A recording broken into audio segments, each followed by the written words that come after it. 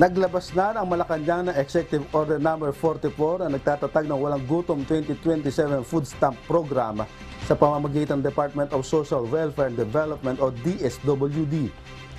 Pinirmahan ni Executive Secretary Lucas Bersamin nitong Huwebes ang Walang Gutom 2027 Food Stamp Program na nagdedeklara dito na maging flagship program ng pamahalaan.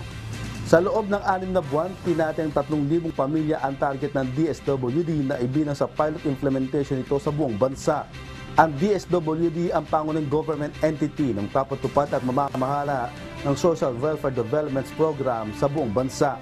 Ang DSWD rin ang magsasagawa ng mga hakbang upang maging matagumpay ang implementasyon ng programa at expansion nito.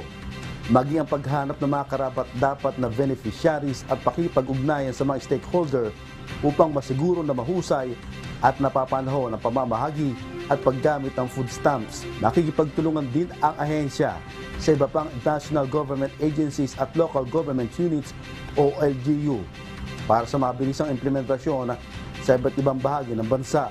Layunin ng Walang Gutom 2027 Food Stamp Program na mabawasan ang pagkakaroon ng voluntary hunger sa mga pamilyang nakararanas ng mababang kita.